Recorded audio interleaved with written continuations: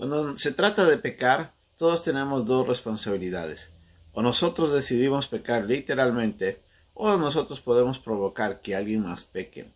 En la lección de hoy día vamos a ver cómo el Señor Jesucristo trata la primera parte de uno de ellos, cuando nosotros provocamos el pecado a alguien. Nuestra responsabilidad es evitar eso, y es lo que el Señor Jesucristo nos recuerda, que ante los ojos de Él, nosotros podemos ser responsables del pecado de otro.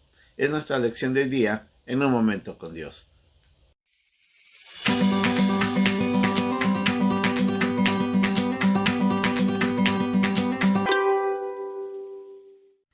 El Señor Jesucristo estaba por iniciar una nueva enseñanza.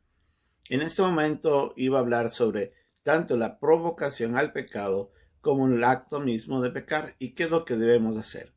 En esta primera parte leemos que el Señor Jesucristo les dice a sus discípulos en Marcos en el capítulo 9, versículo 42, cualquiera que haga tropezar a uno de estos pequeñitos que cree en mí, mejor le fuere si se le atase una piedra de molino al cuello y se le arrojase en el mar.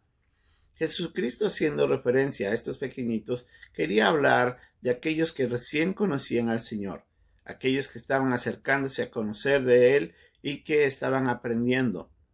Es nuestra responsabilidad como creyentes que hemos tenido tiempo en el Evangelio, de la manera como nosotros vivimos y qué es lo que decimos o lo que hacemos que pueda modelar una vida de santidad en la vida de otros. Nuestros consejos son importantes en la manera en como nosotros guiamos a otros a buscar del Señor y alejarnos del pecado. Pero lamentablemente nosotros, a veces descuidándonos, cometemos un grave error y hacemos de que ellos pequen. Jesús nos dice de que la piedra de molino, esa piedra que se utilizaba en la antigüedad, que ejercía fricción sobre otra superficie y que ayudaba a moler los granos, era utilizada como un medio de castigo en medio de los gentiles. Ellos tomaban esa piedra, la ponían en el cuello de una persona que era culpable y la lanzaban al mar, provocando así la muerte. Era un juicio que se traía. Y Jesús decía, es preferible que una persona muera de esta manera antes de que vaya y provoque algún pecado en la vida de otros. Eso quiere decir de que la responsabilidad que tenemos ante la manera como vivimos y guiamos a otros a la santidad o al pecado es gravemente evaluado. Dios puede juzgarnos mucho la manera como nosotros vivimos. Más bien nosotros debemos aprender de que en el mismo Edén ya esto sucedió antes. Vemos que Satanás en forma de serpiente se le acercó a Eva y le provocó el pecado. Y después Eva, tomando el fruto, se acerca a su esposo y también le provocó a que peque. Ambos son responsables de la manera como actuaron. Ahora, eso no quiere decir de que tanto Eva, pero también Adán fueron responsables al ceder a las tentaciones. Si bien es cierto de que nosotros somos responsables en la provocación, también somos responsables en la aceptación de esa provocación. Pero nuestra responsabilidad es de este otro lado, no del pecado, de caer en la tentación, sino cuando nosotros provocamos que otros pequen. Y de eso se está refiriendo el pasaje. Santiago más bien nos recuerda en su carta que la tarea del creyente es buscar a otros creyentes a que ellos se alejen del pecado, ayudarles a volver al camino del Señor. Pablo en sus cartas nos recuerda varias veces que nosotros tenemos que ser ejemplo en la vida de otros, un ejemplo de santidad, de justicia y de la manera como caminamos con el Señor. Jesús en el Sermón del Monte también nos recordaba más bien que nosotros somos sal y luz del mundo y que la manera como vivimos puede glorificar a Dios o no.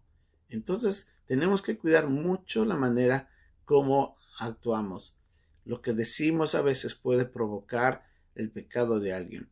Tal vez una ofensa que digamos, tal vez un acto inmoral y no diciéndoles a las personas qué hacer, sino cuando ellos nos ven a nosotros, pensarán de que ese acto es correcto y ellos cometerán los mismos errores considerando de que tal vez esa conducta es moralmente aceptada ante los ojos de Dios.